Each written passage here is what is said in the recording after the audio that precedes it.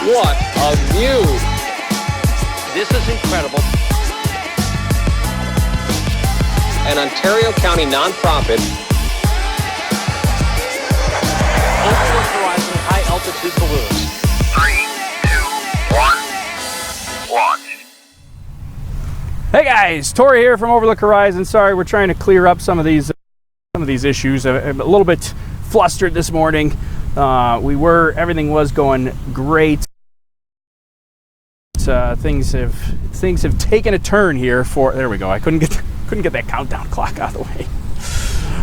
So things have taken a bit of a turn for the troublesome here. So I was very excited and ready to go. But now somebody at the town here for which I am launching from has gotten word that we're doing this, and even though we called and asked ahead of time and said, "Is this all right?" and now they're very concerned, and they are potentially wanting us not to launch here. I'm really hoping that doesn't happen, but we're gonna try to do this in a hurry. We may even speed this clock up here, but anyways, we're here, we're live. Luckily, I filed the NOTAM for 30 minutes earlier than we planned to launch, so I could potentially launch in about 40 minutes here from now, but it's going to be really hard for me to put everything together. But let's go through what we're launching today. So finally, I was super excited. Finally, we are launching a weather balloon for 2019. This is Overlook Horizon-17, our first weather balloon flight for this year. Kind of late in the season for us. Usually we do this a little bit early, but the winds and the weather around here in upstate New York have been horrendous the last couple of weeks and months even. So we're playing a little bit of catch up here, but we're here. We're launching, hopefully, as long as the town doesn't get too upset. So we'll see what happens. But anyways, so we got a couple of new things here for this year. The first thing that's new, we got new flight suits. Look at this baby, huh? Woo! These are new flame-resistant coveralls that are intended to use if and when we switch to hydrogen. We're still not using hydrogen today. This is still helium that we're launching with today. But we're getting prepared to make the switch to hydrogen because it's so much less expensive. It's like $400 now for this tank of helium, the big one here, the one that's on the outside. It's like almost $400 for that tank of helium. It's crazy. And that lasts us like 2 launches. It's like $200 a launch. Meanwhile, this exact same size of hydrogen is like $30. So it's a huge difference in cost. So we may be looking at switching to hydrogen, so we're getting prepared for that. We're getting some of the safety processes in place and kind of going through the motions. And as part of that, new flight suit. This is also kind of cool if we go talk in a classroom here. Makes me look like an astronaut. Don't mind me, just a grown man dressing up in a costume. I like it. Anyways, this is a placeholder right now. This is just a sticker, but we got official, I probably shouldn't do that. It's probably pounding on the mic. We got official Overlook Horizon sticker. We got official Overlook Horizon patches coming. Still about 2 weeks out. But we threw a little NASA patch on here to look cool. A little NASA worm logo, a little American flag. Anyway, and then the big thing is it's flame resistant, so we don't burn up. But anyways, so we're ready to go here and get started. I'm gonna get started filling the balloon pretty much ASAP. I was just counting it down and pretty much ready to. I was taking it easy. I was all settled down, ready to get started because the stressful part is the actual launch. It was going well, and then the person from the town came by. So here's it's the town calling me again. I'm gonna put you on mute for just a second. We're gonna see if we can resolve this a little bit. So one moment.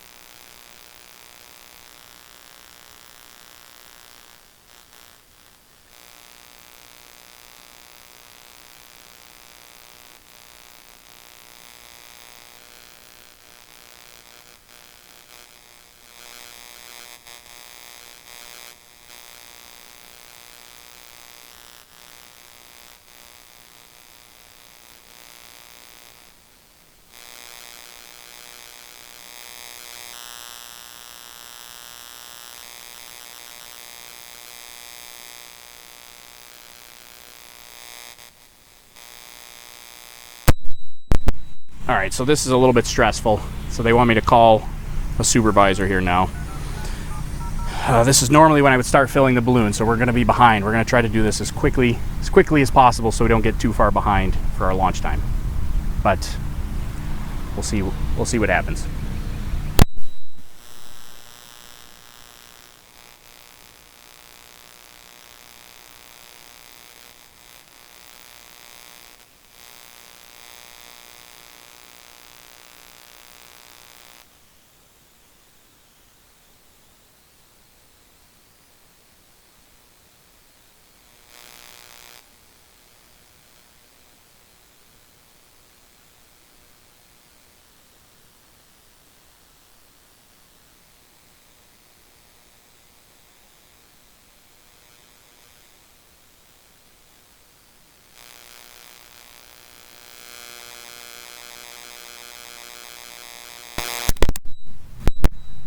Okay, so we're on hold.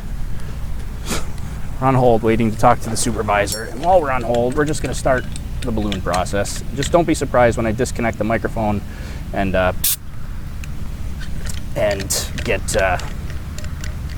talking to them again. I just don't. I know you guys probably want to hear the whole conversation, but I'd prefer to.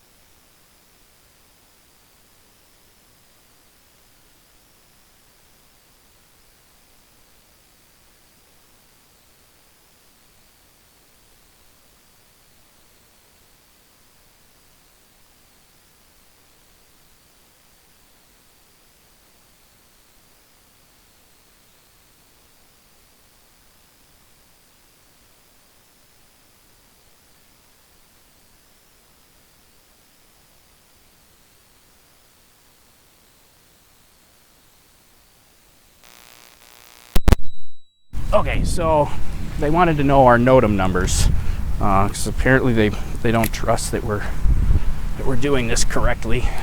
So we gave them the NOTAM numbers so they can look it up on public record.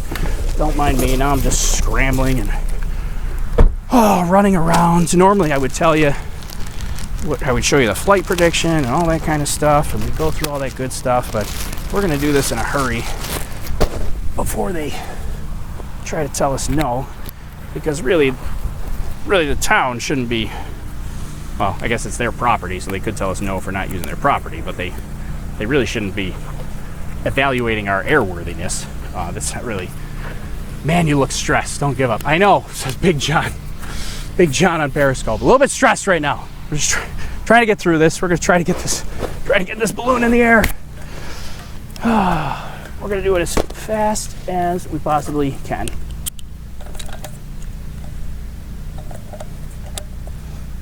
And then hopefully nobody bothers us. Or if they... Alright. Get this all laid out. So this is a 1,500 gram balloon today. This is what we typically do. It's our largest balloon in our arsenal here. So we're going to slip some safety lines on. Make sure that the balloon doesn't fly away. 4, we are ready for it to fly away. We're going to do that. We are going to clip on our counterweight, and I have a carabiner somewhere. Oh man, I don't like when people throw a wrench into the plan. Everything was just fine, and then we had a 5-alarm panic. All right, so what are we at? T-minus 53 minutes. We still got plenty of time here, so we don't have to be too terribly concerned yet. But we will see how this thing with the town goes. All right, so we're slipping the balloon over the inflator.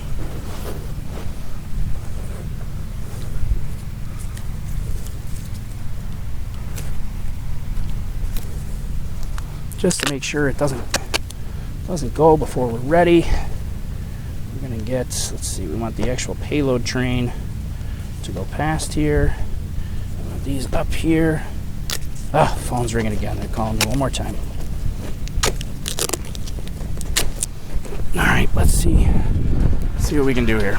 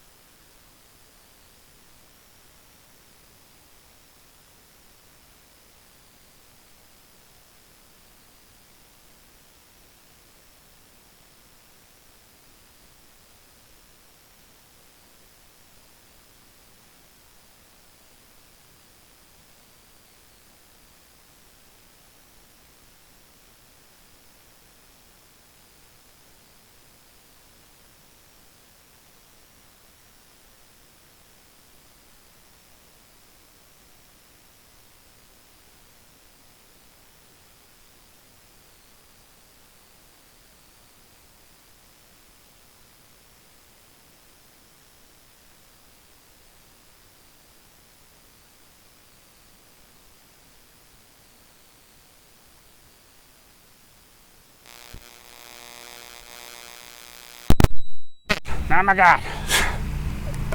It's never a dull moment when you're launching weather balloons. So we got a call from our insurance agent and from the town, both at the same time. The town is okay with it. They said, you're fine, continue on. They want a copy of our insurance. But apparently the supervisor of the town knows a little bit about these high altitude balloon flights, so he was just asking a little bit about it. He asked some good questions actually, and then he said we're A-okay and we're good to go. So now we're just behind and we gotta giddy up. I think we can catch up. We're gonna try, and then yeah, I think that's where we are. So I feel a little bit better, and now I really got to get moving. We got to get this balloon filled up. Everything's hooked up and ready to fill, and we're gonna get going.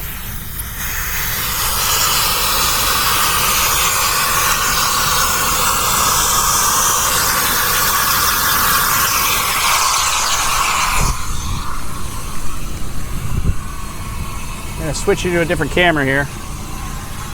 Maybe.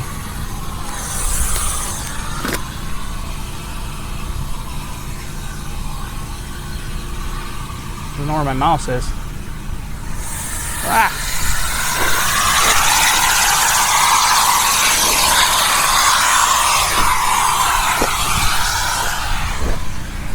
Should have set the tanks up on the other side of the balloon, so they weren't crashing into the tanks. All right, here we go. Ah.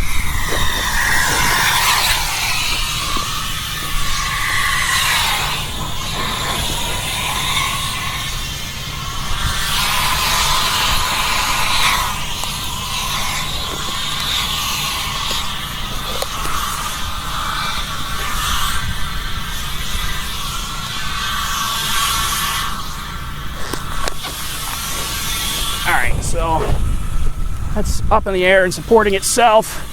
Need to pull this back down here.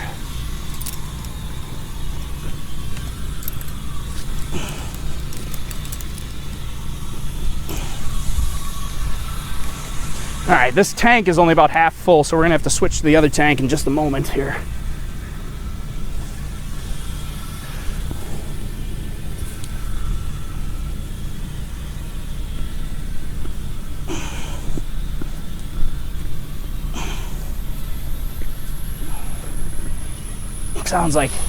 Sounds like our tank is dying a little bit, so probably gonna have to do that relatively soon, actually.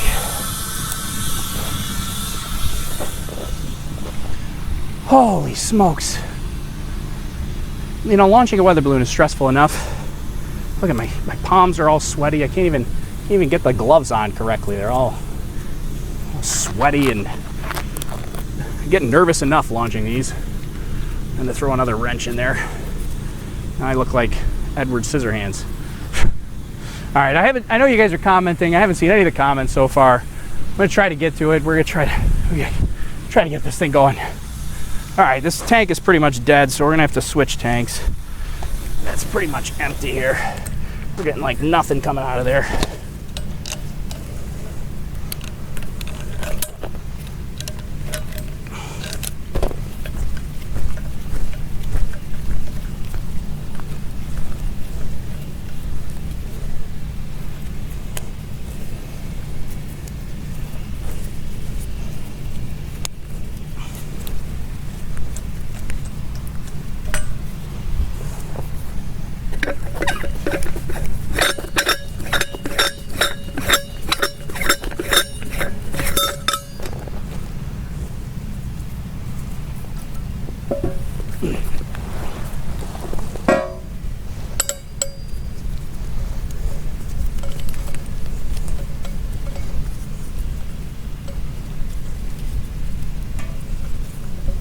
I hate switching tanks mid-fill, because then this line gets all twisted and tangled.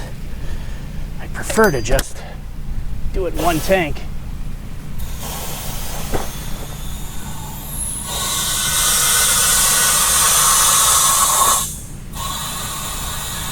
Now the balloon's getting twisted. Come on, untwist.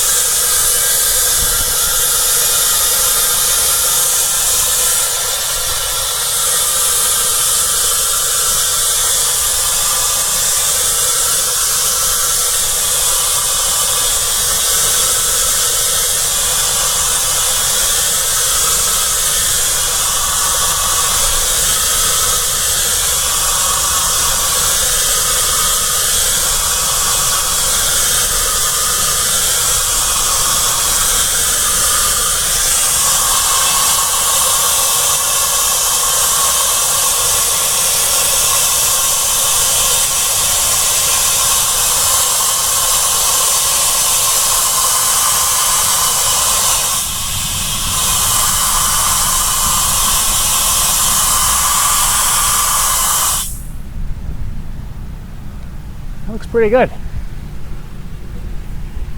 Luckily the wind is nice and calm here, so we're good to go. That's holding it. Awesome. Great.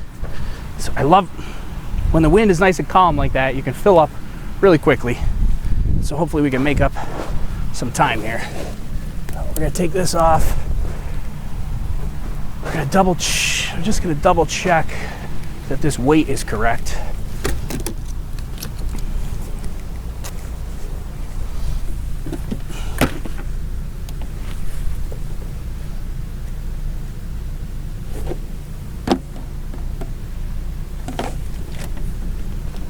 So the weight is all good. All right. Normally I would have done that before the live broadcast even started, but I didn't get a chance to because of this whole town thing. So, okay, I think we caught up. T-minus 39 minutes and counting. Whew. All right, we got to get to the checklist. We kind of skipped a couple of things because we're dealing with the town, trying to get moving. But I think we are on track. That's all done. That's done. That's done. That's done. That's done. We did all that. We did all that. That's good. That's good. We're on there. We're on to the next page. Page 7 of the flight manual.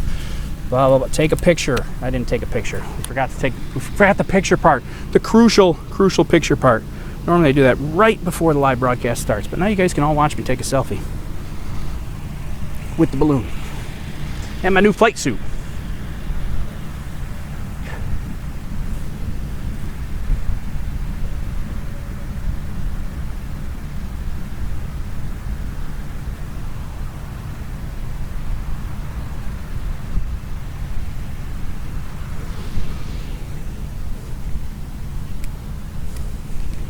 Okay, got some pictures. Great. Whew. Oh, I didn't even...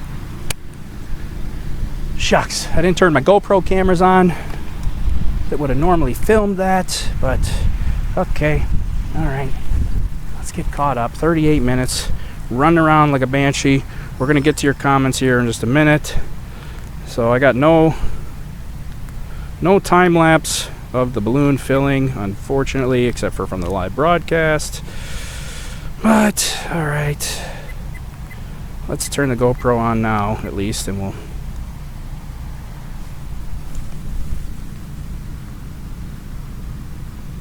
get some footage starting now.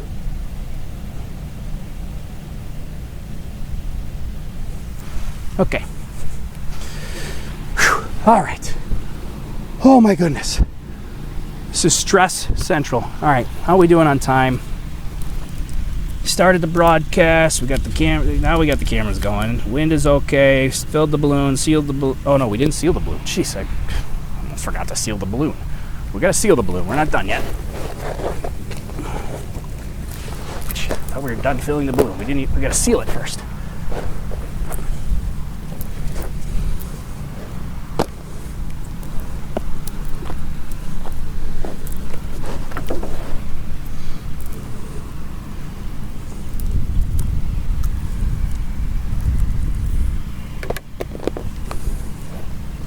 Actually, you know what? Before we do this, let's undo this maybe.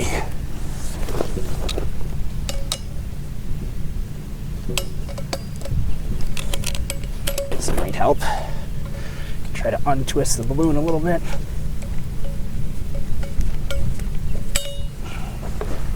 Alright, there we go. Now we can kind of untwist this a bit. Let that climb.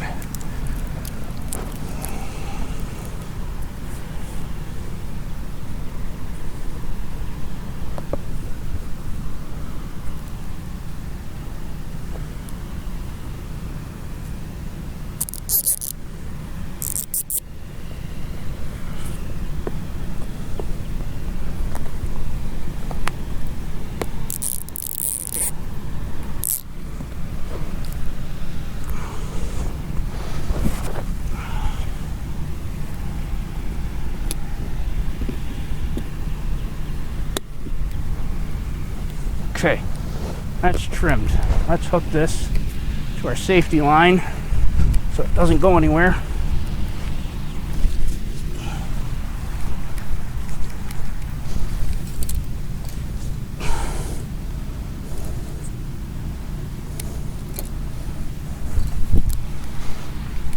just in case it becomes detached. Okay. Now, these guys, cut this line.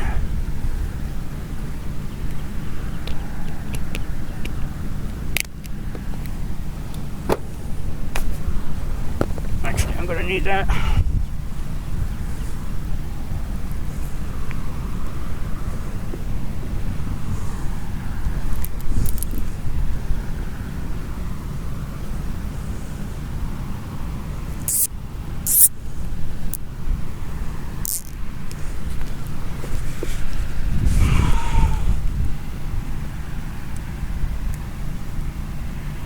Go. Okay, that's attached there.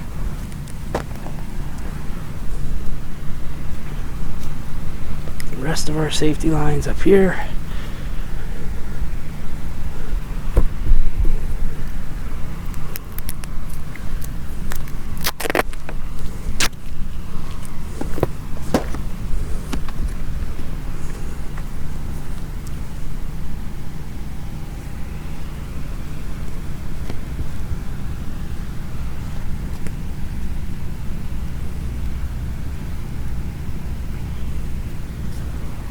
This through all the lines.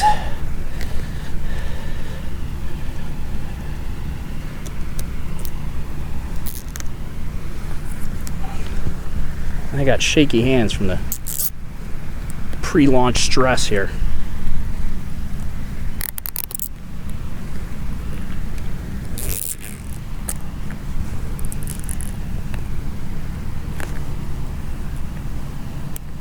Uh-oh.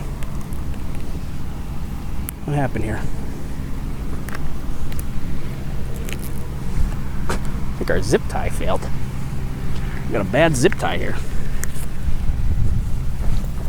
That's a first.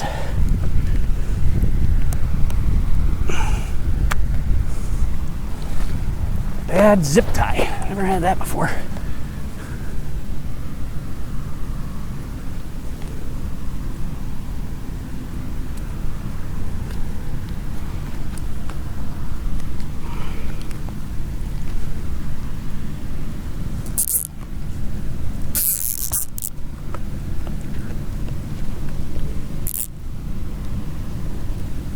Is it? What's going on here? There we go.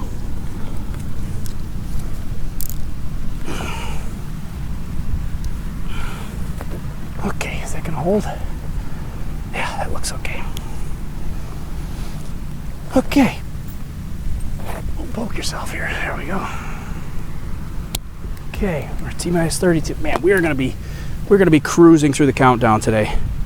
Because T-minus 30 is when the next set of activity starts. So we are going to be starting that very, very soon here. Just going to get some electrical tape around here.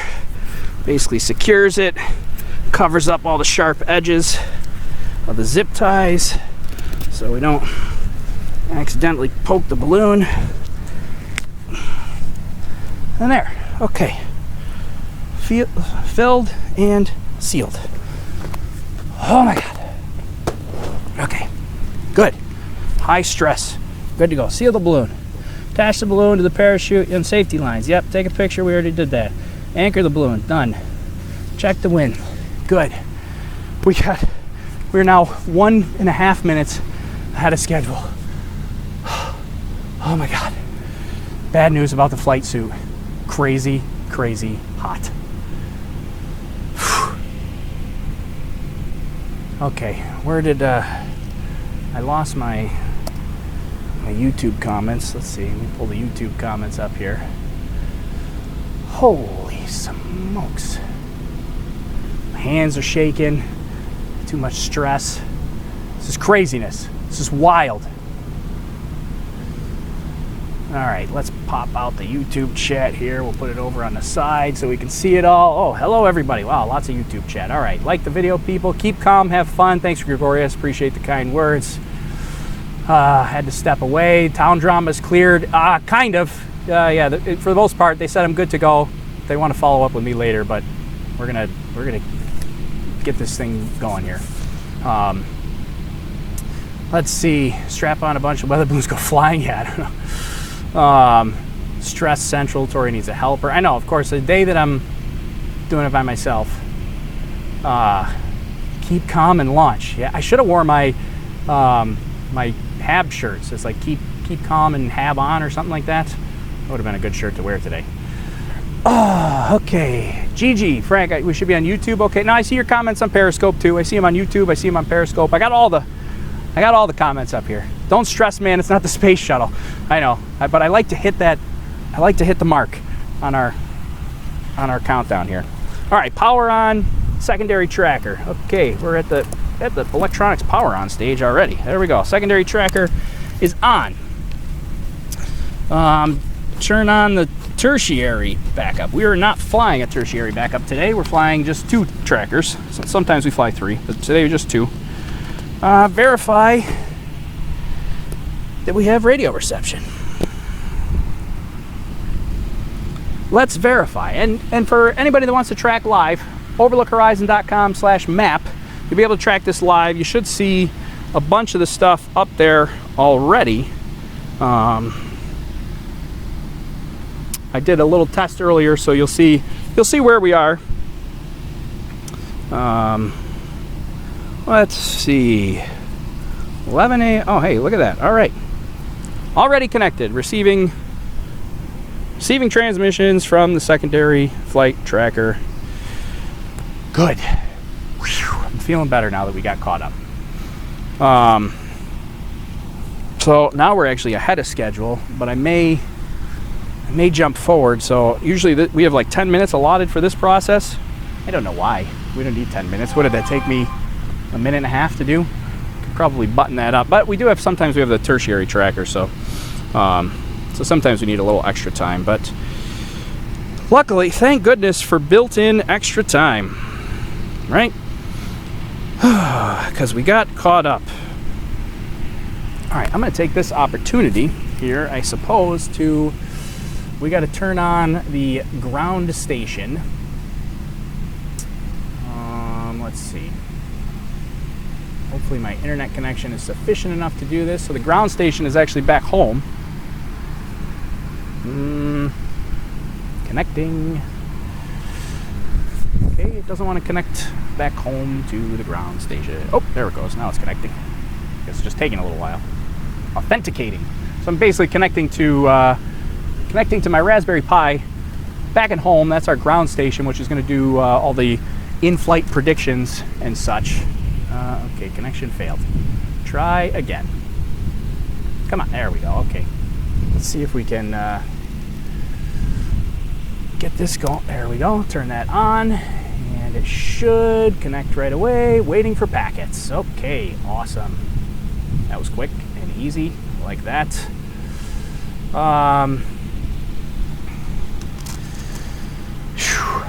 Here we go. Overlookhorizon.com/map. That's the live tracking there. You should see the 2 balloons and my car. The 2 balloons, basically, it's the same balloon. So there's 2 different trackers on the balloon, primary and secondary in case one fails. You'll see the car, and then you'll see 2 X's. Right now, those X's are out of date, but as soon as the balloon gets in the air, it'll update one of the X's. One of them one of them operates the entire flight. The other X only operates during descent. So those are our 2 landing predictions. So you'll see one start to update in real time as soon as the balloon gets in the air. That is the -15 one. So if you click on the X, you'll see the call sign at the top, which is KD2KPZ. The one that's -15, that's the landing predictor that will run the entire flight and will go. It'll go from launch to landing.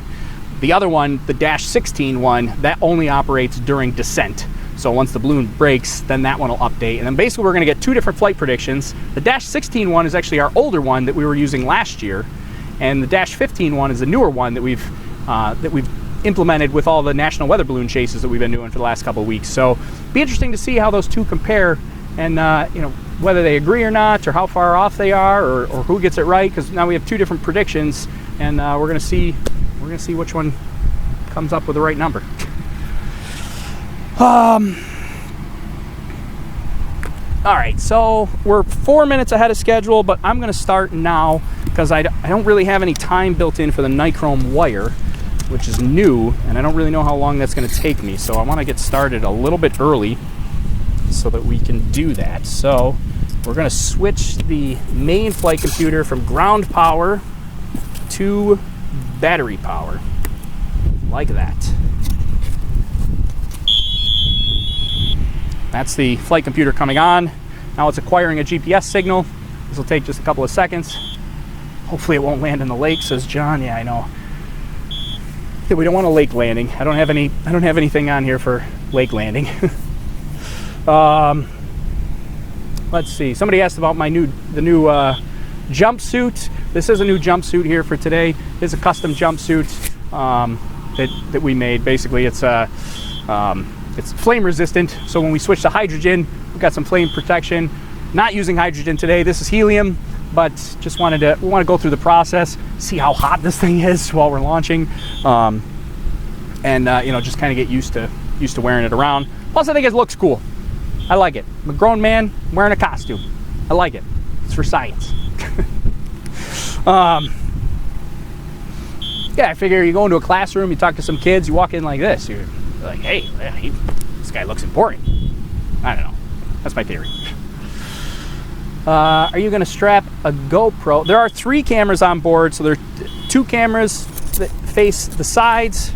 There's 1 camera that faces up at the balloon. I don't know. The nichrome wires might get in the way of that camera. I'm going to try to keep those out of the way, but we're going to see. You're going to have a stream from the balloon.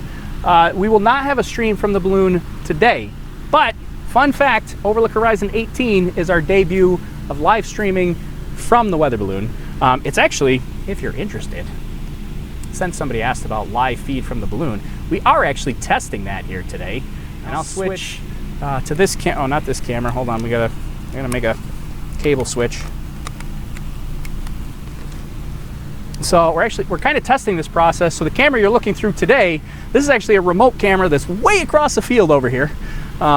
And that is completely wireless, completely remote, and will fly on Overlook Horizon 18, the next flight. That's going to be our live streaming from the balloon flight. So not today, but Overlook Horizon 18, probably sometime late July maybe, that will fly, and we'll get live video from the balloon. How about that? I don't know how well it's going to work, but there's our first test of live video. This is basically, we've got a ground station here that's picking it up, and our remote wireless video system is across the field over there. And so we've got it. We're testing it here, and we're gonna see how well that works. I may switch to, I don't know, the camera quality there is not super great, although I'm kind of pointing right into the sun. So I don't know which one we'll use for the actual launch camera, whether you want this one or the other one. You guys have to let me know if I even have time to read your comments during launch. So there we go. Interesting thing. Can't see your car on the sat view. Yeah, dash 9 is the chase car. Okay, so that is good. Let's see, verify reception. I gotta have you guys just do some of this stuff. Verify reception. You guys could do this. We should have a dash 11 on the map here that is transmitting its position right now, 11:08, and everything looks good. Perfect. Okay, so satellite, so there's a radio reception is good.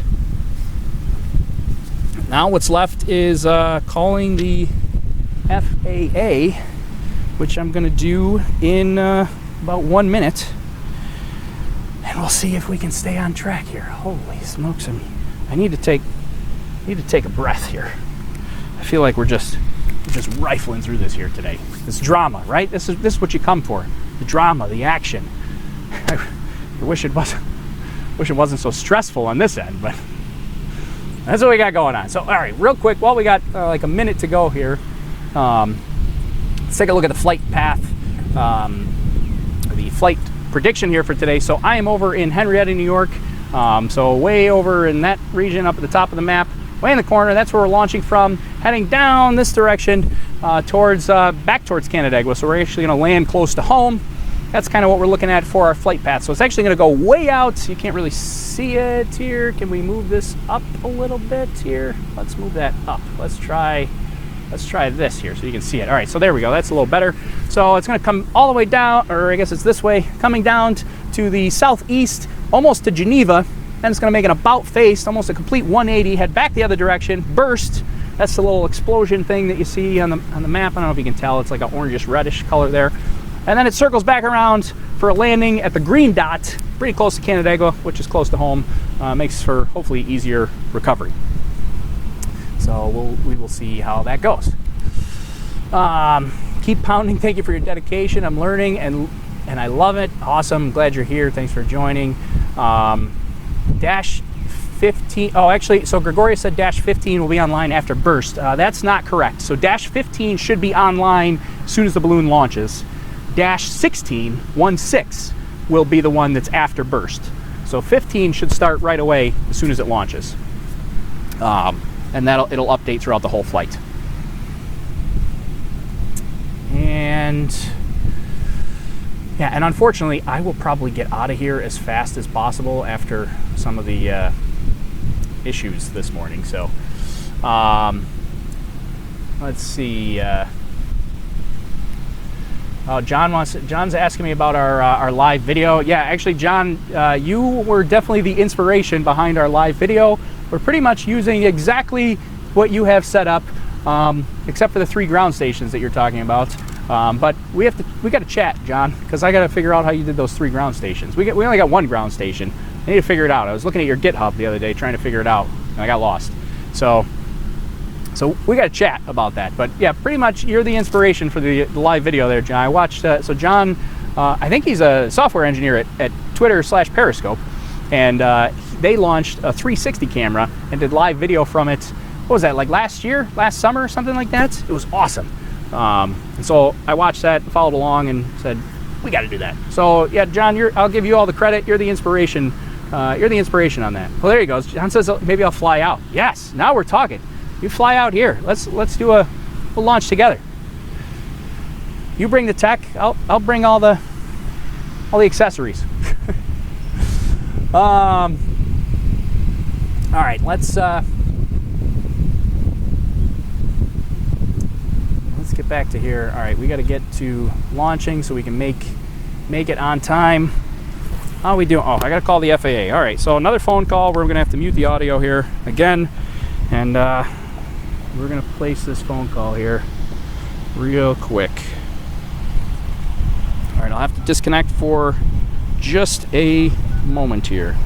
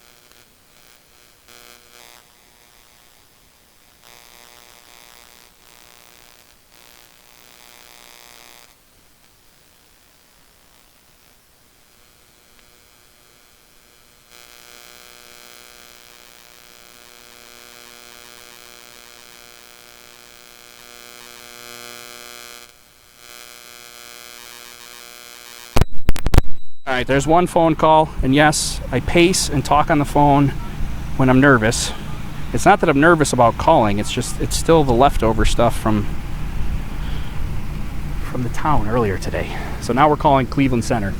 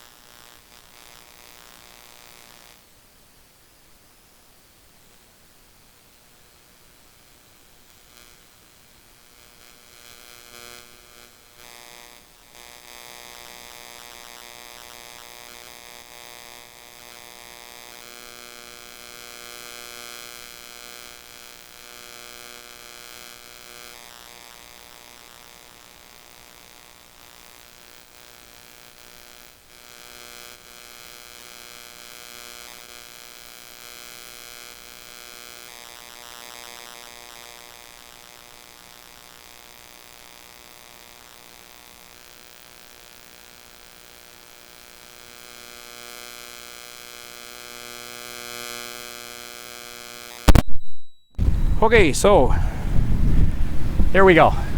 Called the tower, Rochester Tower. They're A-okay and good to go. Called Cleveland Center. That's the upper airspace. They are good to go. They had a couple extra questions here today, but nothing too out of the ordinary. Everything's A-okay. No issues there. So we're good to go, and time to turn on the cameras.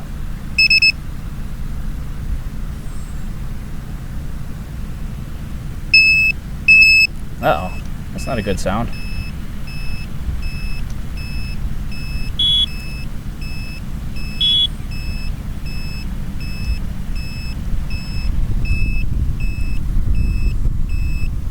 All right, so the alarm is beeping right now, which I'm unsure why it's beeping.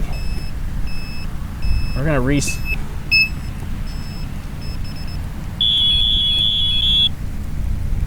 it may be beeping. I'm guessing that it's not completely connected here. Where does this go? It goes into here.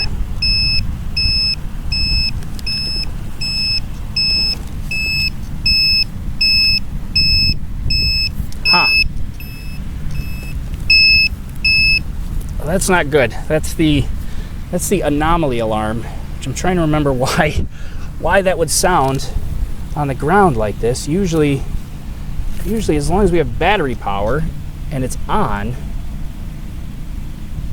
we should be okay. We might have to. We're getting an anomaly here. All right, so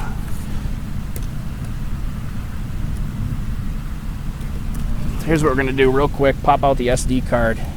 We're gonna check the SD card real quick and make sure. Yeah, there's nothing unusual there. I don't know why. Could be an electrical fault. I was having issues with that electrical there, which is kind of annoying.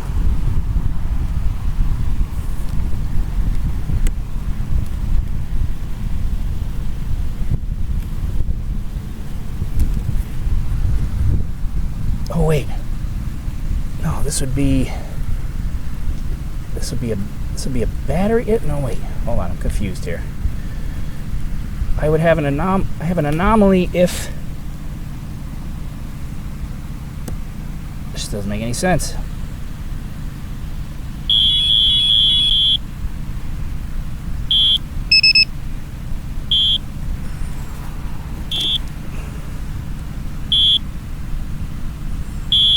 All right, well,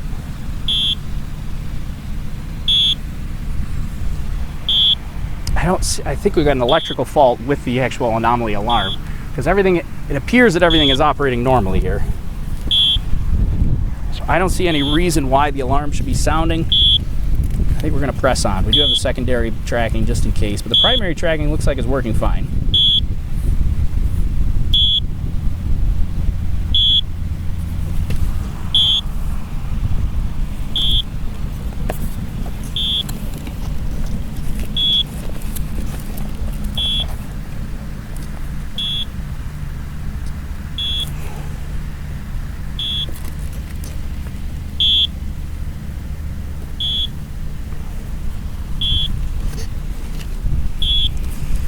All right, we're going to close up the hatch here with the assumption that this GPS is going to get acquired here in just a second.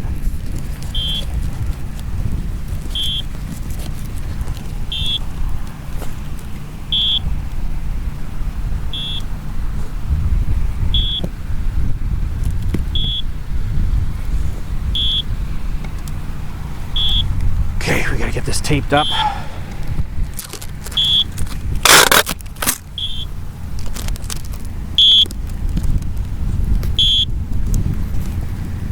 No attention to the annoying beeping. I mean, you can pay attention to it. That means that it doesn't have a GPS signal yet, but it should get it. If it doesn't, we may have to wait, but hopefully not.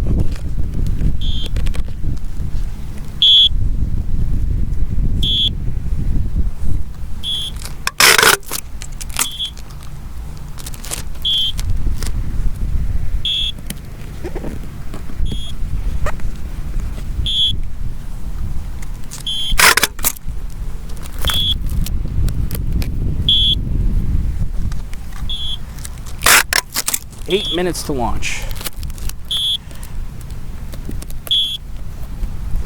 Now I'm getting nervous with this GPS signal. Like, come on, acquire a signal here.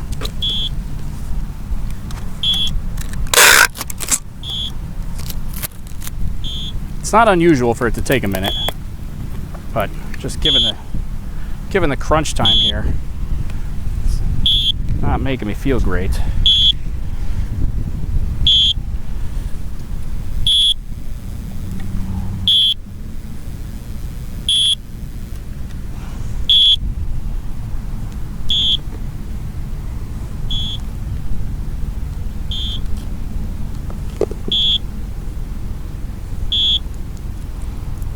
So, I know you guys can't see me.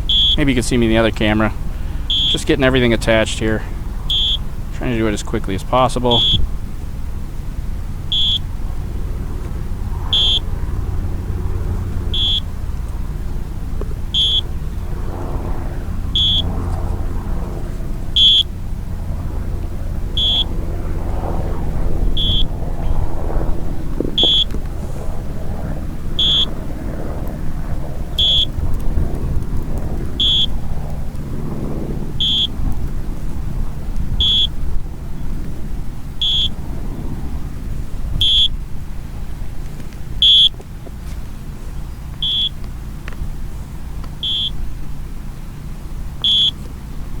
We're just going to throw a little bit of extra tape on here just to tape the extra nichrome, the extra wire from the nichrome system down.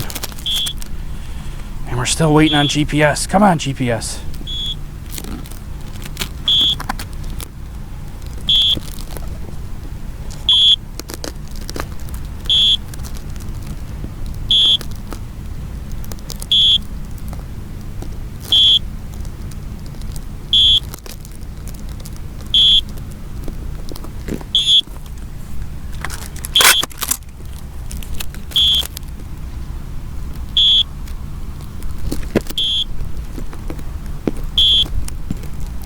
I hope I don't have to open this box back up.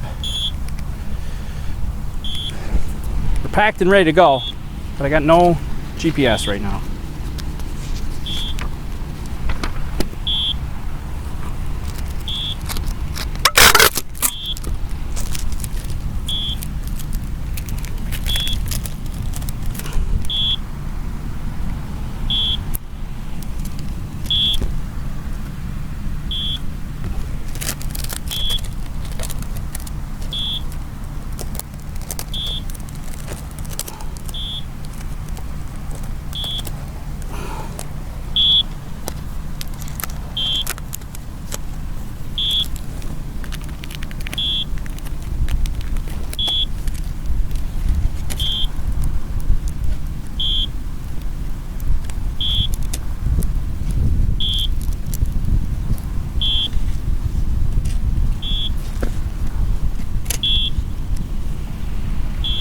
Come on. 5 minutes and I got no GPS.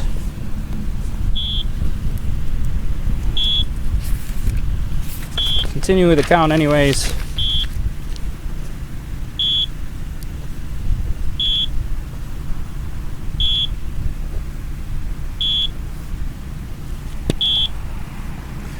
We're behind.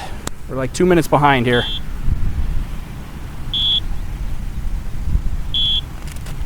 Can't connect it with this GPS having an issue.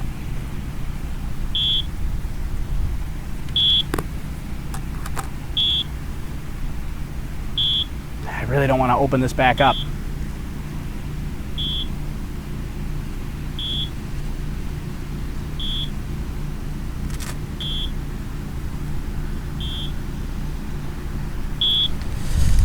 I'm gonna have to open it back up, I think.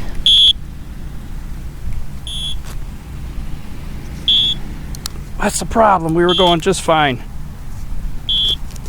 You know, as soon as I open this up, it's gonna clear itself up.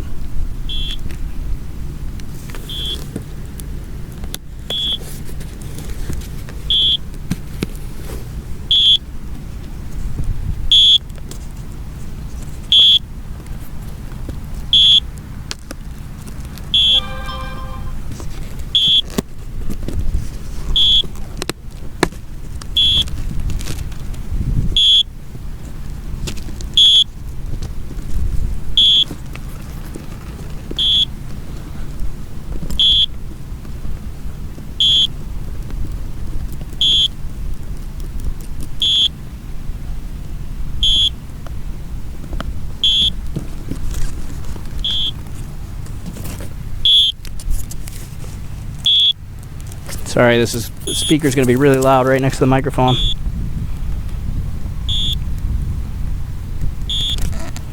Everything's connected just fine.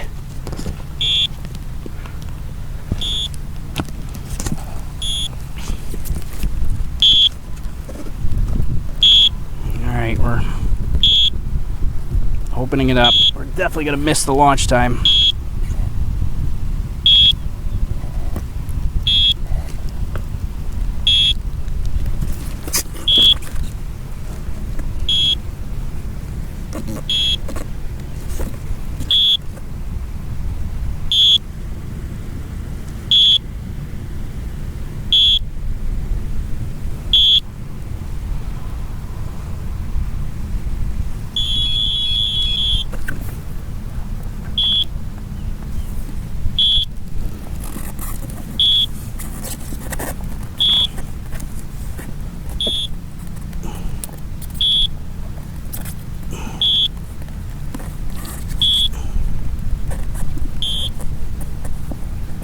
So I'm just, this is so frustrating.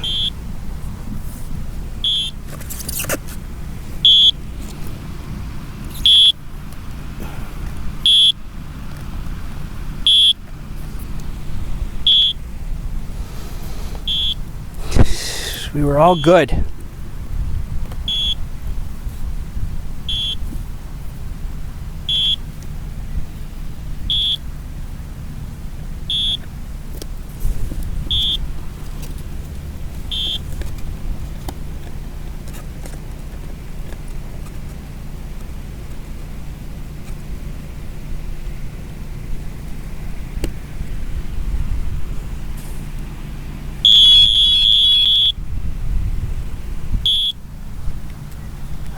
Well, we're definitely missing the launch time here. So, I'm going to clear this. Man, it really bugs me. We're not going to make the launch time. So, basically, problem here is, I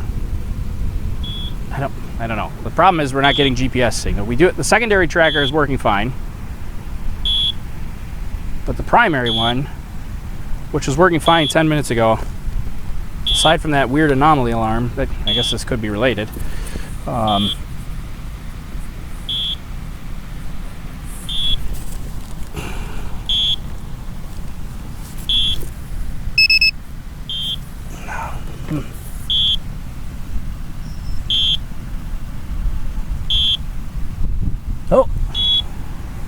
of course, now we got a GPS signal. Now it's okay.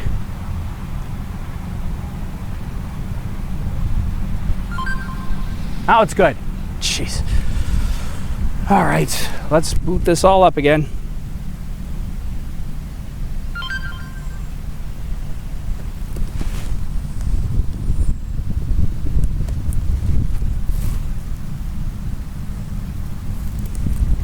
Okay, so we're all good. The anomaly alarm's still having an issue, so we're going to leave that disconnected. Now, so we missed the launch time, but we should be only like a 5-minute delay here. Somebody check the map. Make sure dash 11 is showing up on the map. I'm sure it is, but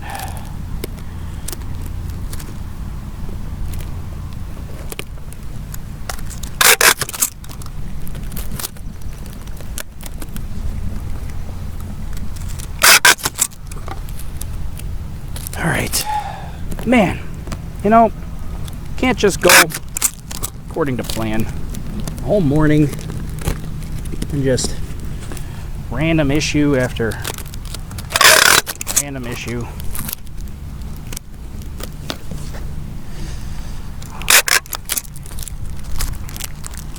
How we doing? All right, yeah, we definitely missed the launch time, but only a couple minutes behind.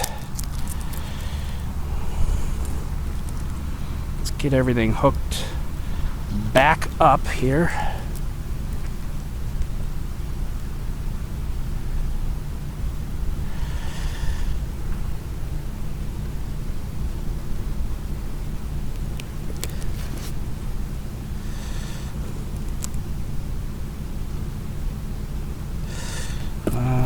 more string to connect. All right, all connected. Nichrome wire is there. Looks good to go to me. Hopefully we don't need it. Those wires are all, maybe we ought to tape those down a little better, just to make sure they stay well out of the way.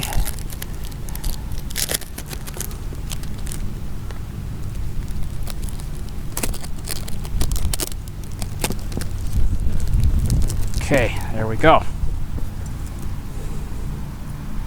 So it's gonna hang from here-ish, and hopefully we're free and clear of everything. It seems like we are, except this does not seem right. That's our secondary antenna. It was kind of folded up. It's just taped to the side so it doesn't flap all over the place, because it's a little tiny piece of wire. So, all right, that's it. That's what we're launching here, right there. And I think we're good to go. Now it's a little, I don't know, a little less stress because we missed the launch time. Although I still want to, we told the towers that we were launching, so we want to try to comply with that.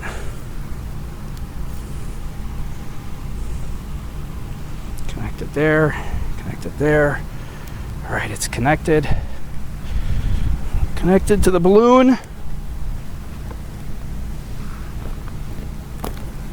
All right, I think we're okay. I'm gonna check the map one more time, and we're gonna launch this puppy. Switch to launch cameras. Oh, just kidding. Can't see the slider.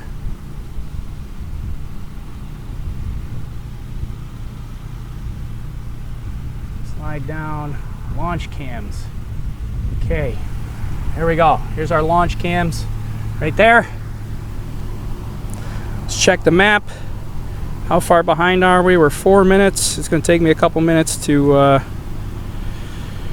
get it up and to walk it up. But let's see, 11:34. Looks like, how many satellites do we have? I got 7 satellites.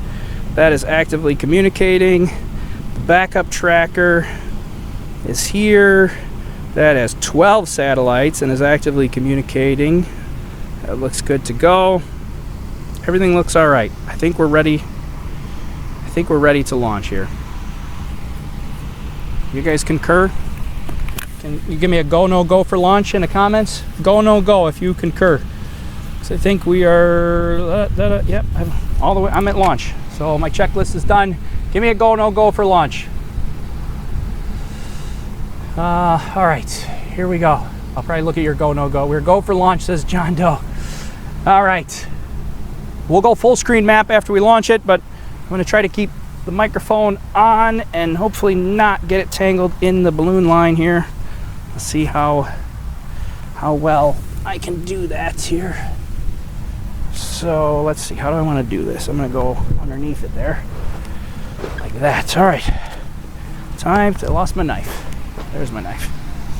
That's right, we had to cut the payload box open. Okay, everything sounds good. Here we go. Cutting it free from the safety anchor.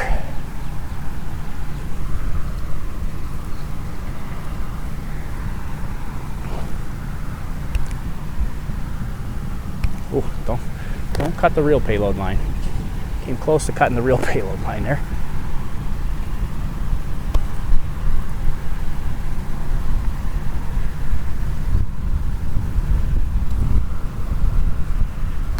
Also, don't cut the balloon, right? Okay, safety lines are off. Here we go. Walking it up. Line's holding pretty well. Wind is calm. You can see the windsock, nice and calm.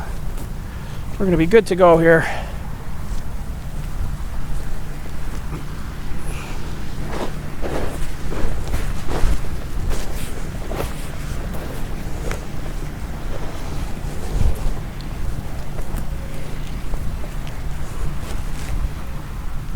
right, this is going to be a quick launch, probably just a little quick 3, 2, 1, go. The Rochester Tower is probably waiting on my balloon for air traffic.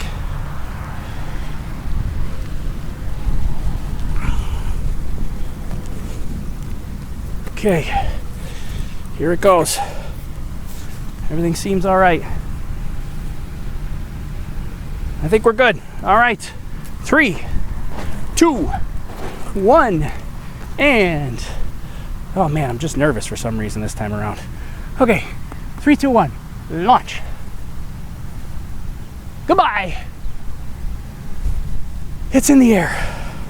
Ha.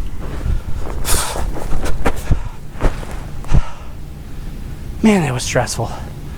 But wow, you can see it pretty clearly. It's too bad that it's cloudy out. It was supposed to be, today was a mostly sunny day. This is not mostly sunny. This is like overcast. I'm disappointed. Apparently we need more weather balloons. Okay. We did it. We launched it. Liftoff.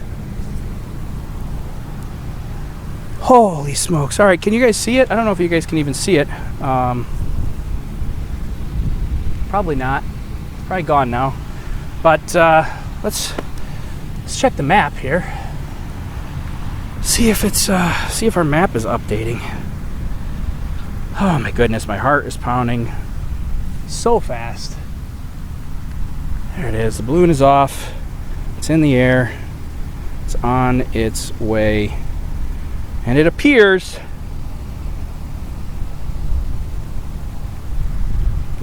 to be tracking normally.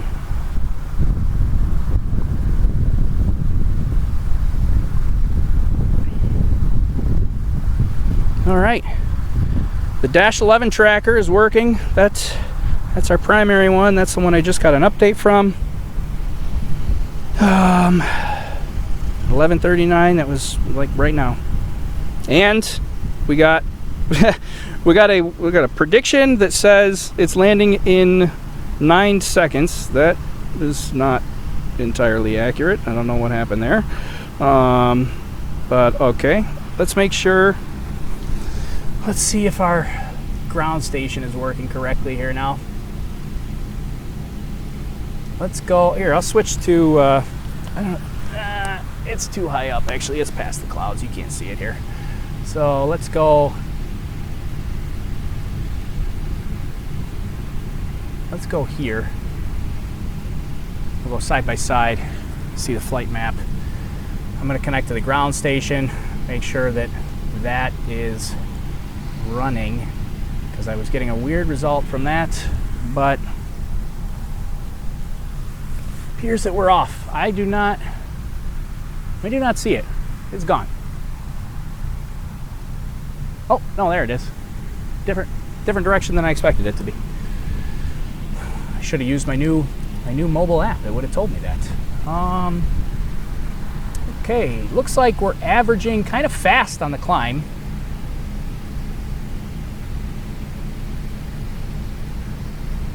Out of order sequence. Oh, that's why it's having an issue.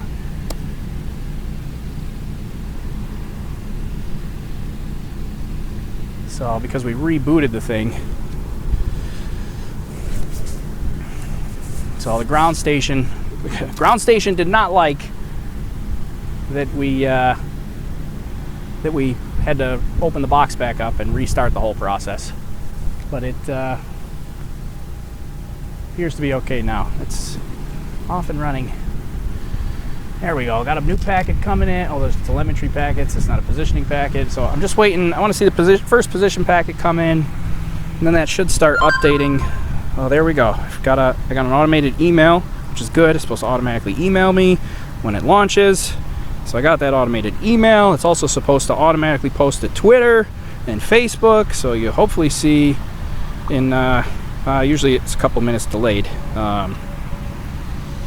But hopefully you'll see. Oh, there we go. We got an updated prediction just ran.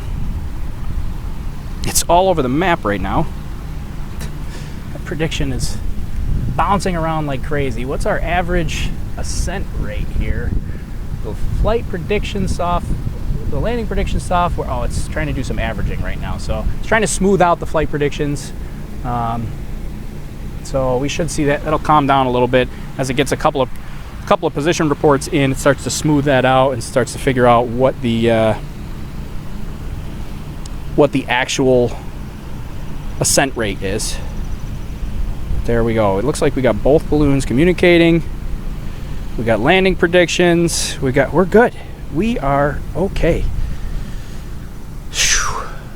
Man, what a stressful morning. God, I hate that. All right, let's see. So if this works, so we got a new mobile app too. It's not published yet, but if this works, it should tell me exactly where. So it says the balloon is that direction and at 44 degrees. So I should be able to look right where this is pointing and see the balloon, except it's probably above the clouds now because I don't see it. But that's going to come in handy around landing time. So we can hopefully try to pinpoint exactly where it is when it lands.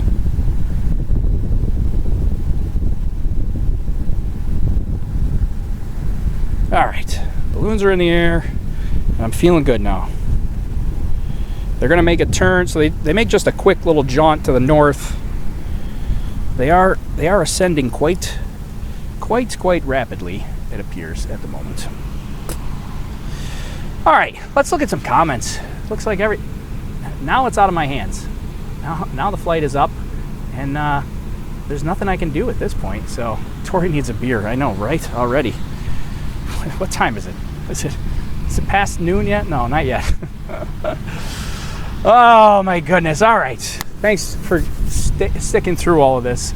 Let me go back through and see some of your comments here now that I can take a breath here. Great job, man. Thanks, Michael. Appreciate it. How high until the balloon pops? So we should be going to about 100. Well, it's kind of going fast now, so it's probably going to come under my estimate. But the estimate was 110,000 feet, or about 34,000 meters, 34 kilometers. So that was the expected burst altitude. Because it's ascending fast, that likely means we have too much helium in it, which means it'll probably burst early because you'll have more inward pressure. Yeah, we'll just have to see, but it should at least make 100,000 feet. It's kind of one of our lighter-ish payloads because we're not flying the third GPS system. We scrapped that. We just have the 2 GPS systems. So are the weather balloons the same as hot air balloons? They never saw one. No, hot air balloons are much different. Those are like, I don't even know what the material is, but those generally, they don't stretch. You fill those with hot air and they kind of just hold their shape. Weather balloon is just like it's pretty much like your latex party balloon, just really big and a lot of latex. So it's not much different than an average party balloon, just that it's designed to get really big. But a hot air balloon, our weather balloons have helium in them or potentially hydrogen. That's why I got the flight suit on. When we switch to hydrogen, this is a flame-resistant flight suit, protect against a big boom. But we're flying helium today, so there's helium in this balloon. Your hot air balloon has just hot air, so there's like yeah, there you go. Like Gregorius said, there's a burner in it with some fuel, and it rises by hot air. The weather balloon is helium or hydrogen. Okay, 5.6 meter per second ascent rate. That is very fast. We were going for 4.3 meters per second. But with that being said, I was kind of erring on the side of ascending faster because I wanted to make sure that it wasn't going to go to Seneca Lake. So if it went too slow, it had the potential of drifting too far, and it could have gone to Seneca Lake. So we wanted to make sure that didn't happen. So once it was filled and it started lifting it, I did kind of throw a little bit of extra helium in there. So it's a little bit surprising how quickly it's ascending. We were shooting for 4.3. I was expecting maybe like 4.8 or 5. 5.6 that's fast. That's a little too fast. But nothing I can do about it now. So let's see, where are we now? We are Where's my app? So eventually we'll publish this app on the App Store so you guys can have it right on your phones and track along with it. But we're at 3 kilometers, 3.3 kilometers in altitude, 11,000 feet. That's the last positioning report that I have here on my phone.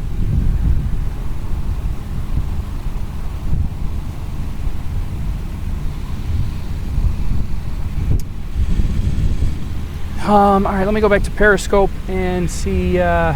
You see all your comments back there. My best altitude was 103,000 feet, just under 10 millibars of pressure. Says Jack Squire 7 on Periscope. Yeah, our highest was 112,500 feet. That was during the solar eclipse. What was that? 2017, right?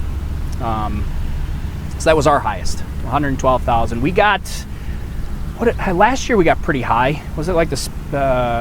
I think it was the last flight of the year that we did, Overlook Horizon 16. I can't remember what altitude it got to, but I think it was like 110 or 111,000 feet. It was very close to our best. Missed the launch. What was the problem that was causing the alarm? At the moment, I do not know. I suspect it's an electrical problem. So that alarm is supposed to sound if it loses connection to the board. Now the assumption there is that the board failed and lost power, and the anomaly alarm would come on then at that point.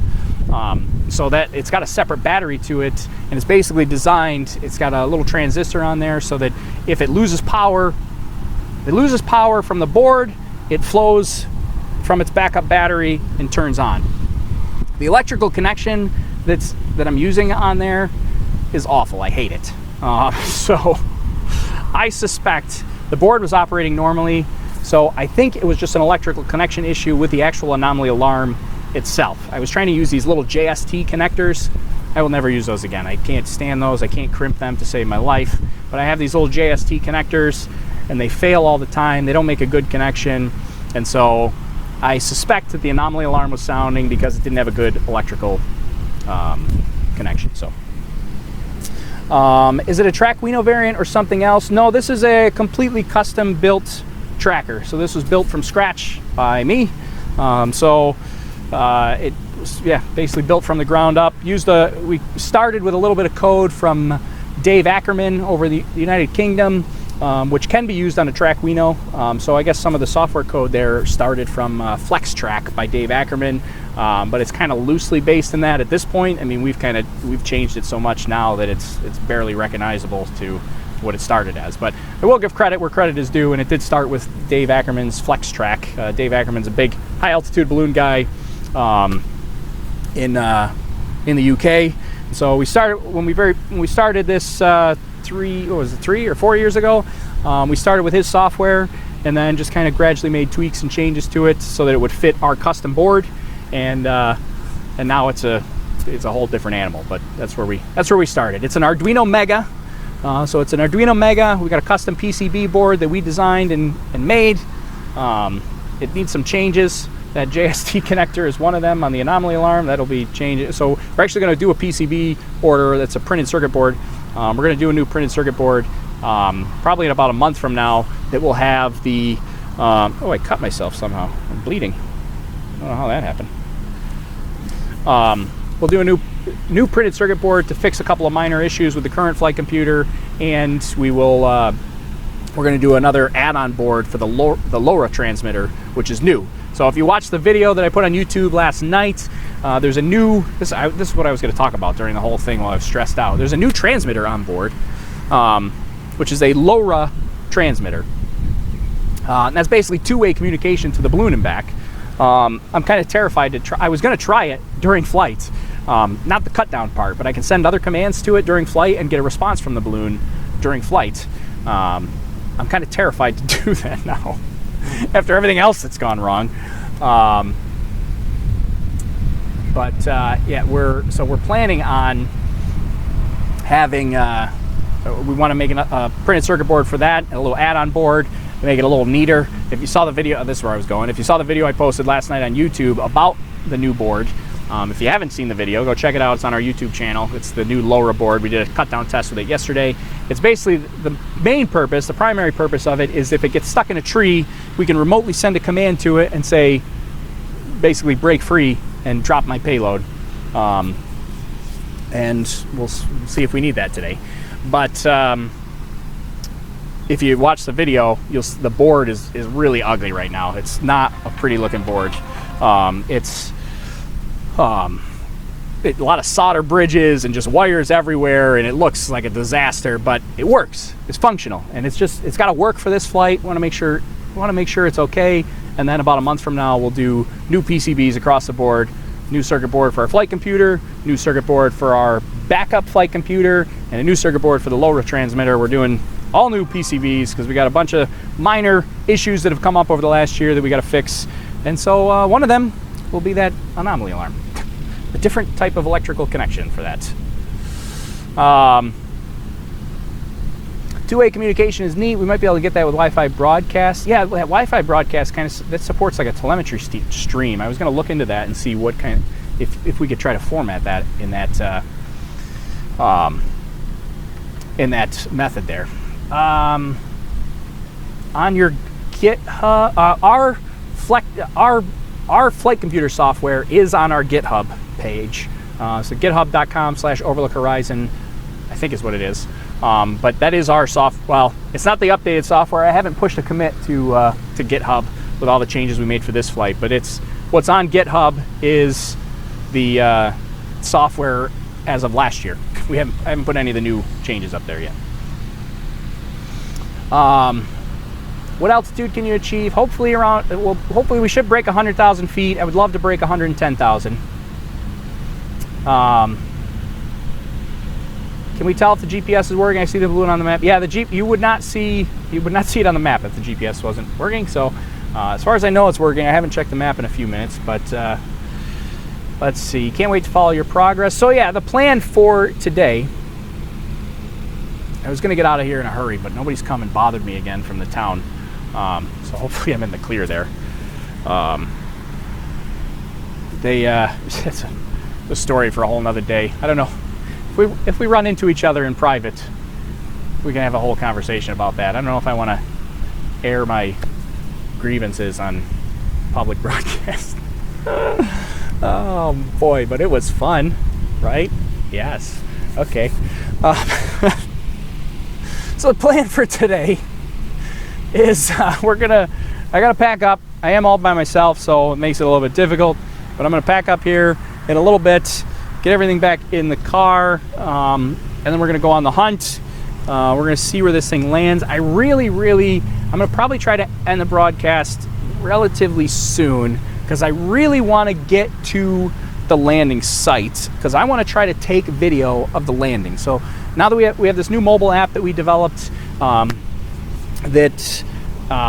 really it does everything that APRS does, but its main purpose is to ingest all the APRS and do some calculations on it based on my position, so where my phone is. So the idea basically is that I can take the phone and point it and be like, look there, that's where the balloon is. And so now that we have that with our mobile app, now we can hopefully get to the landing site in time to see it. Now we also got all these live predictions that should be running. Hopefully they're still running. We've got all these live predictions that are going to be running during the flight, and hopefully we should have a relatively accurate-ish landing spot that we can get to in a hurry, wait there, and then we'll see.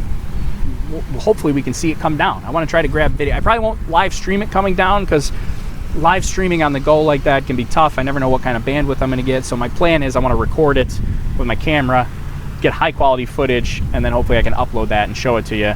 Maybe, if I'm not too stressed out, I was planning on live streaming for the Falcon Heavy launch tonight.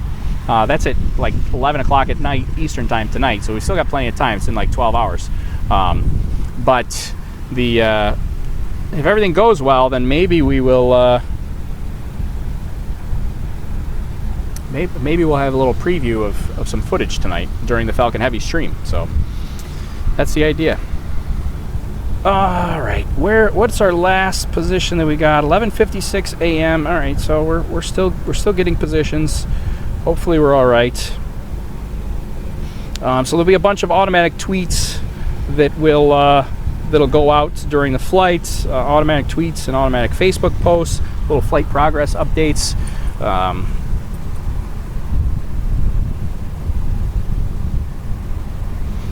Yeah, all right. I think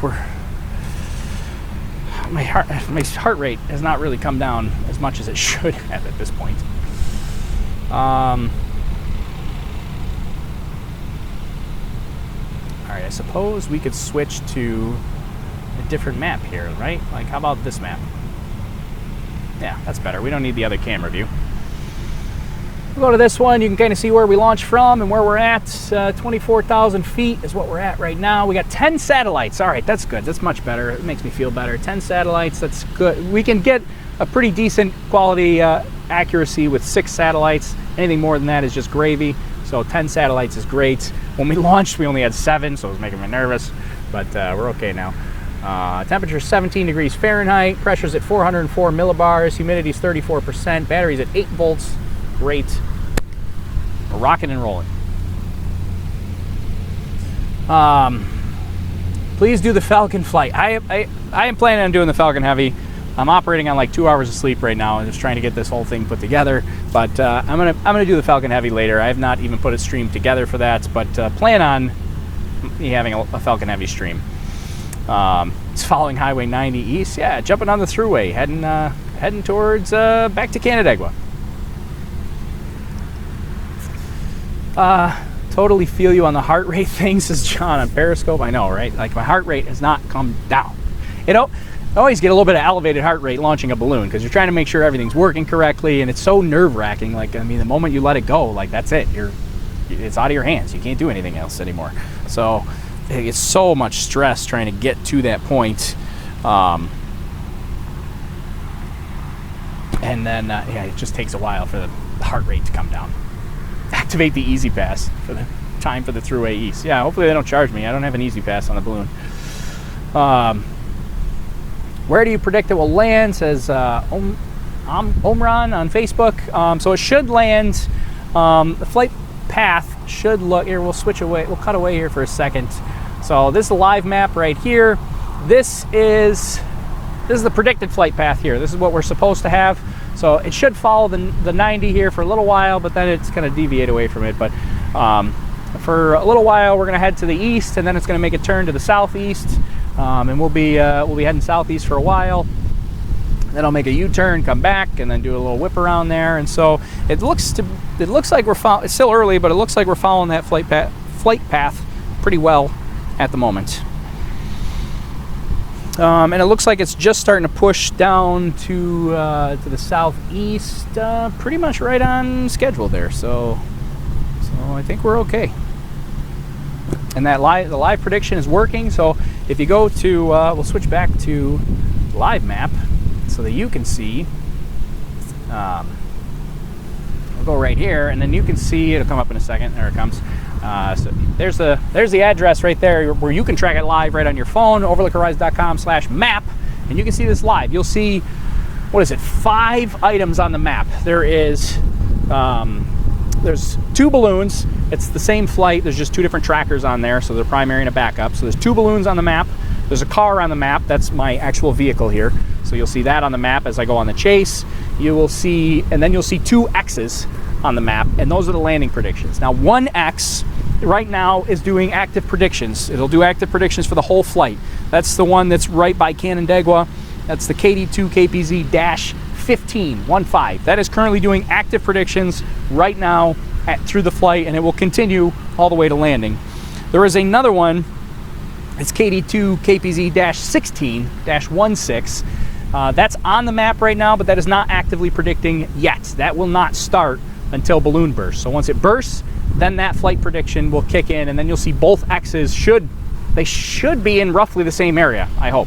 But the reason for the 2 predictions, talked about this earlier, basically one was our flight prediction software from last year, and then over the last like 3 months, we've been tracking National Weather Service weather balloons, and I rewrote the whole landing prediction software and tweaked it so it's a little more dynamic and can adjust to the balloon speed and ascent rates and all that kind of stuff. It's a lot more dynamic than the old prediction system was. So that should, the new one, the one that's dash 15 now, that should be more accurate, but we threw the dash 16 one on there, the old one, just to see how they compare. And we'll see who's the winner. Old Tories code or new Tories code? Hey Tori, what kind of material is the cord ropes used to tether the balloon before launch? I'm always curious as to why you're not wearing gloves. Well, I wear gloves during the filling process. The gloves there are just so that the oil from my hands doesn't get on the balloon, which I don't know. It's kind of up in the air. People say it can deteriorate the balloon. Not 100% convinced it doesn't, but it doesn't really take much to wear the gloves, so I just put the gloves on for that. The actual cord, though, is just kite string. It's 50-pound kite string. Technically, 50 pounds is the limit that you're supposed to stay under for tensile strength on the ropes that you're using. So what we use is this really thin 50-pound tensile strength kite string. It literally comes on a kite string spool, like this, like you're ready to go fly a kite in the backyard. I mean, this is it. It's just 50-pound kite string. It's really thin, but it's durable. And if it rubs against something, it doesn't break too easily, but it breaks easily enough that if it got stuck in a tree, we could like lasso onto it, or wrap it up or something and yank on it, and it would break the string if we had to break it free. So it's kind of just the right amount of strength and what do I want to say? Fragility? Is that a word? Fragility? Fragileness? So it breaks when we want it, and it holds when we don't. Good day from Plattsburgh, New York, aka Cardinal Country. Well, hello, Cardinal Country, up in Plattsburgh, New York. That's a little ways away. What altitude will the balloon fly? We should break 100,000 feet. Definitely should break 30,000 meters. I originally was expecting 34,000 meters or 110,000 feet. That sort of neighborhood. We are kind of ascending fast right now. Let's see, let me look up. I'm going to pull up a different map here just on my screen. You guys won't be able to see this, but it's got some additional stats up here. Let's see, -11. So I'm just going to pull up another map that I just want to double check the ascent rate stats and compare them to what I have for an ascent rate. Because my software was saying, I don't have it up anymore, but my software was saying that we were in like the 5 to 6 meter per second neighborhood. So it was moving quick. So we'll give this a second and we'll see how fast it's going. But if it ascends too quickly, that means there's too much helium in the balloon, which is quite possible because I did kind of err on the side of filling it too much. And so if it ascends too quickly, then the balloon will burst early and it will come down. It won't reach the altitude that we had hoped to, but hopefully that means that it doesn't go into Seneca Lake, which is where we were hoping to avoid. Wow, somebody picked up my balloon. This is a really long range pickup. Somebody picked up my balloon. I don't know where this is. It's like New Brunswick. That's what it says. I don't know. That's weird. I don't know if that's accurate or not.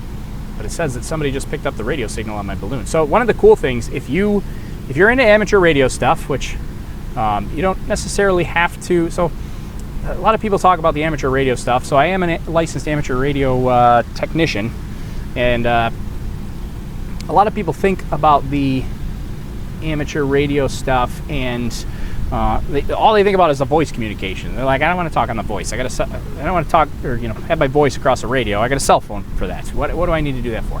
But the cool thing about the amateur radio stuff is that you can do stuff like this weather balloon stuff, and you don't even have to really be licensed amateur radio. If you just have the reception equipment for APRS, which is basically like an antenna, a software-defined radio, SDR, and some software, you can, if you're if you're somewhere within 250 miles of Rochester, New York, you could pick up our balloon during flight. I mean, it's a public broadcast, basically. It's just heading out there to anybody that wants to pick it up. So if you got some APRS antenna and some software, you can pick it up and actually follow along and receive the radio signals, which is pretty cool. I was just reading a comment and then I clicked something. I made it. Hello, Ice Griffin. You made it. We did already launch, but we're on the way. I'll be honest, this is the most educational, fun stream I've ever visited. Thank you for all the fun and learning experiences. Well, thanks for the kind words, Michael. It was very stressful on this end. But I'm glad you got something out of it, because I'm always afraid when there's, like, I'm just in mass chaos that I can't really talk and tell the people what's happening. But holy smokes. Those X's are close to a huge lake. I think the X that you're referring to is not the one that's that's actively predicting. So remember, one of the X's is actively predicting right now. The other one, which is the one that's really close, the one that's further south, that's -16. That one is not currently predicting this flight. That is not a accurate prediction right now. So we got to wait for the balloon burst for that one to catch up to the other X. So the one that's on the north side is the one that's actively predicting, and it's staying pretty consistent in there. I mean, it took a minute to kind of hone in and get an area, but now it looks like it's staying in a pretty consistent area, which a lot of fields in that area. I like the looks of that. I always like fields. I mean, we do have the new cut down system, but I would prefer not to test it. I'm sure you guys all want to see me test it, but I would prefer not to test it. I tested it on the ground. It works. That's good enough.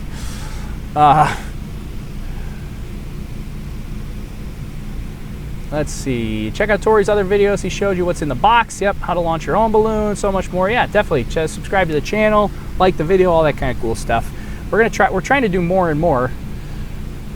Although I really got to reduce the stress level if I'm going to do more of this. You guys are probably sick of hearing me complain about all the stress. Stop complaining about the stress.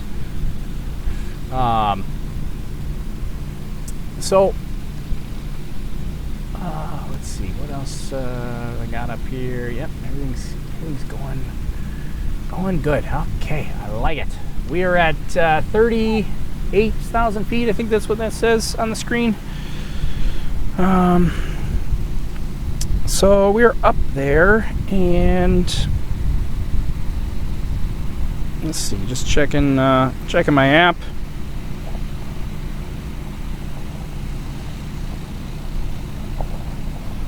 Yep, still actively tracking. It's awesome. We got about 90 minutes to landing. That's assuming a 34,000 meter altitude. So that could certainly change, but that's what's being predicted right now. And yeah, we're good to go. I probably should start packing up, because it's going to take me a while to pack up since I'm by myself. But I think what I'm going to do, I'm going to leave the live broadcast up so you guys can hang out. You see the map there. You can see what's going on. Do you ship components to Italy? I think we can ship stuff to Italy. Yeah, I don't think there's any reason why we can't. We can't do giveaways to Italy. I know that from our giveaway stuff that we do on our Spacex streams. We can't do giveaways in Italy, but we can ship. I think we can ship stuff to Italy.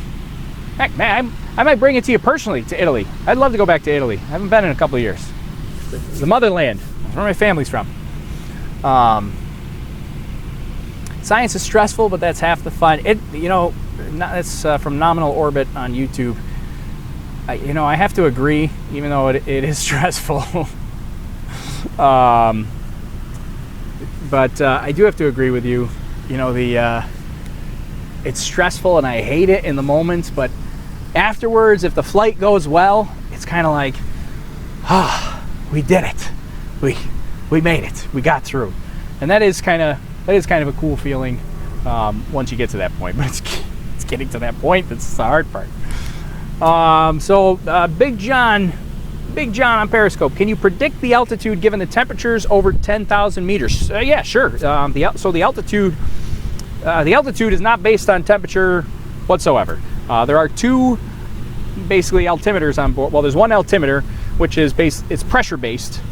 So it takes as soon as the computer boots up, it takes a pressure reading, and that's the baseline temperature of the system. And then as it ascends, it continually measures the pressure difference, and then there's a pretty constant decrease in pressure as you go up in the atmosphere. So as it ascends, it measures the pressure and it determines the altitude. That's a relative altitude from launch level. So it doesn't know, when I boot on the computer, it doesn't know what my elevation is where I'm at. So I boot it on and it considers that 0. And then as it ascends, the relative altitude calculates from this baseline. This is 0 where I'm standing. The other altitude, which is the one that we typically, that's the one that you'll see on the map, and the one that we typically reference is the GPS altitude. That's the altitude above sea level. So when we booted up the computer here on the ground right now, turn on the computer, it instantly reads 700 feet. So now obviously it's still sitting on the ground, but my elevation right here where we're standing is 700 feet above sea level. And so, you know, when you get to the top, it's, you know, it's above sea level, is what I'm trying to say. But anyways, that's GPS based. So that's measuring altitude from the satellites in geostationary orbit. So it's pulling in satellite data and triangulating from like 10 or 12 different satellites to determine what its altitude is. And so that's GPS based. So we don't have, temperature is no problem. It's a problem for other things. Mostly batteries is what is a big problem with temperature. Because battery performance, the batteries have to be insulated, or you have to use special batteries. So because the temperatures get down to like negative 70 degrees Fahrenheit. It's actually like, it's almost the same temperature in Celsius, because that's kind of where the two cross. Yeah, we get down to like negative 70 degrees, and that's very bad for batteries. The batteries can die at that. That's why most of the batteries are in a styrofoam box that keeps them warm enough. It gets down to like positive 40 degrees, and they really don't get, they don't go below 0 inside the payload box. But we do have the secondary tracker is outside the payload box along with its batteries, and so those are exposed directly to the elements. Those are Energizer Ultimate Lithium batteries, and those are specifically designed for super cold temperatures, and they work fine on the outside of the payload. So yeah, temperature is a concern for battery life. But. To use a radar reflector on the flights, we used to use a radar reflector. We don't anymore. After talking with our FAA office, they were really like, you don't need that. We don't use it. So we don't fly a radar reflector anymore. It's not required. We used to just fly it just because, but now knowing that they don't use it, we don't fly a radar reflector anymore. They can pick up the balloon on radar without it, and typically they asked me today, actually both Rochester and Cleveland Center asked me for the tracking address, and they track it on the same map that's available to you right here, this overlookhorizon.com/map. They go right there and they follow it there. Might want to scroll the map. It went off screen. Yeah, so the way I have to do this is, I don't know why it doesn't automatically follow the scroll, but we can fix this here. We'll go like this. We have to go here, and then we have to go back to it. If I can find it again. Right here. It should reload and recenter the map, right? There we go, okay.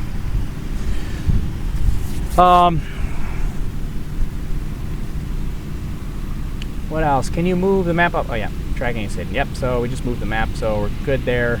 And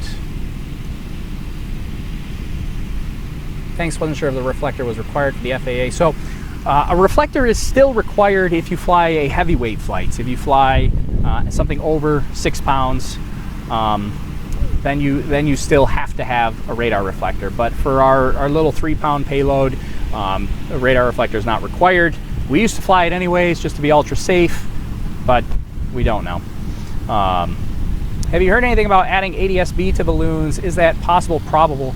So you can add ADS-B to balloons. So ADS-B, for those that don't know, is basically what airplanes use. It's the transponder on airplanes to alert traffic around them and air traffic controllers where they are. Basically continually telling everybody around them, like, here's where I am. I'm gonna pause for a second. I need a drink. I'm gonna get my coffee. I'm going to keep talking while you're... Actually, I'm going to drink my coffee first, and then I'll talk. Mouth is getting dry.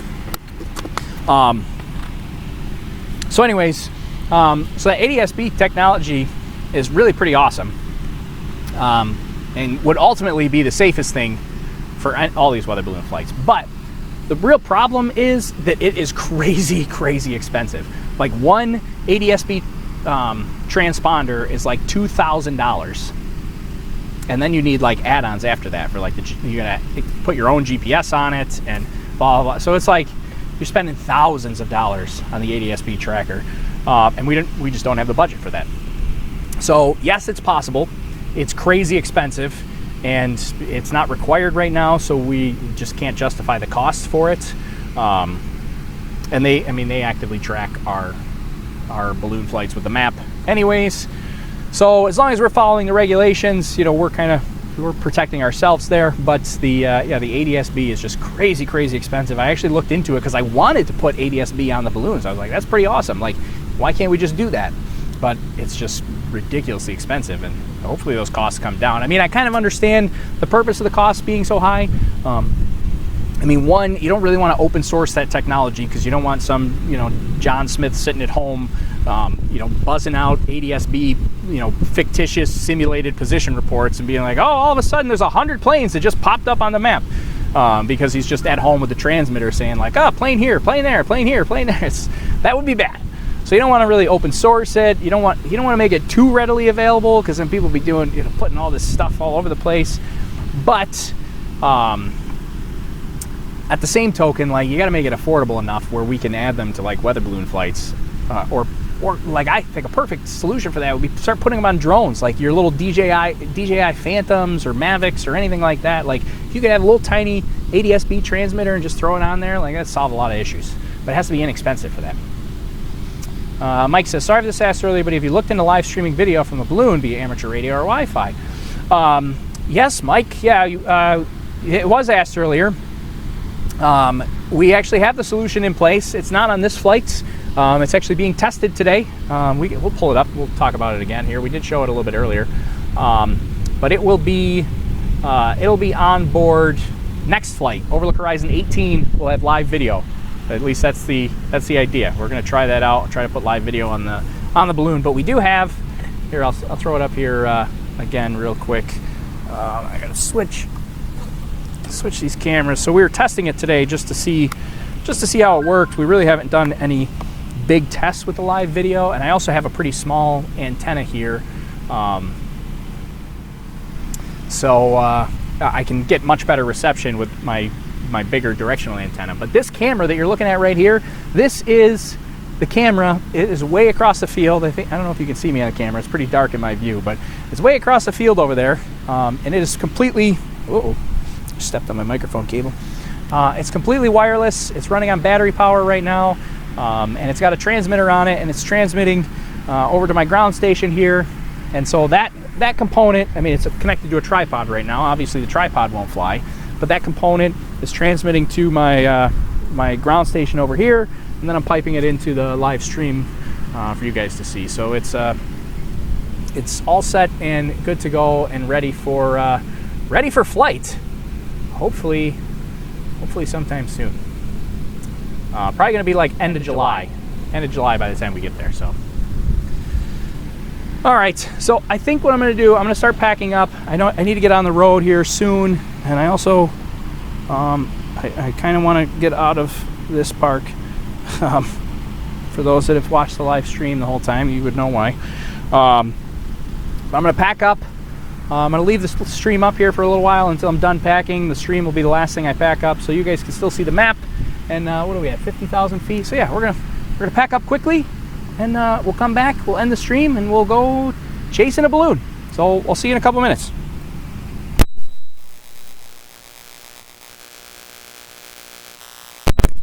My microphone off. I'm gonna hook it here just so at least it's not completely silent. You get some ambient sound from around here.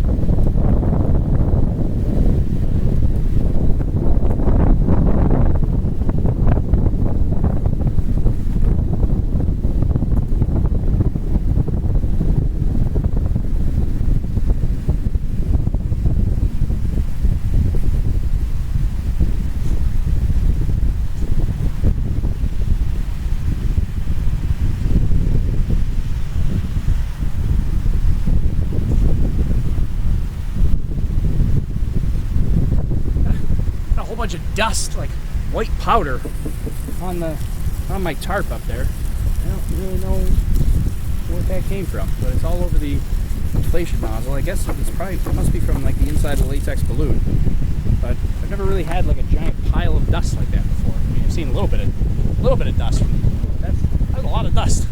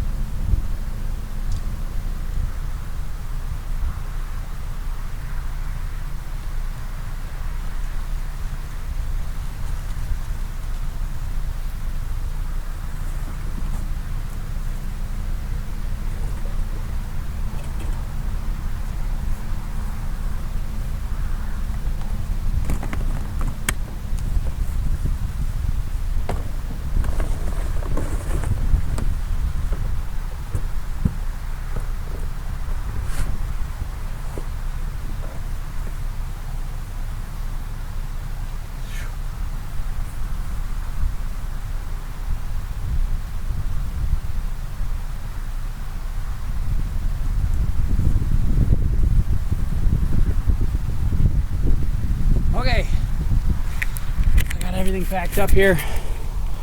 Looks like we're still in good shape. 68,000 feet. Last received 12:38. That was just a minute ago. So yeah, we should be good to go. Oh, we should have a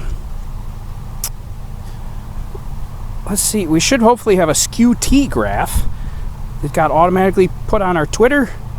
Did we get a skew-T? Yeah, look at that, automatic skew-T graph. So right away, a skew-T graph for any weather geeks.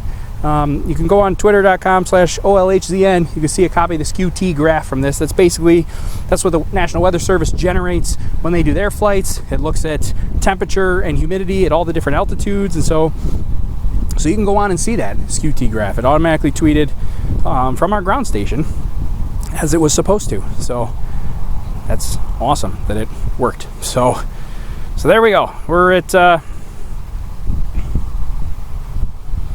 where are we, like 60 something thousand feet, 68,000, and still going. So yeah, I got a little bit of a drive to get to the landing site. I should have plenty of time to get there.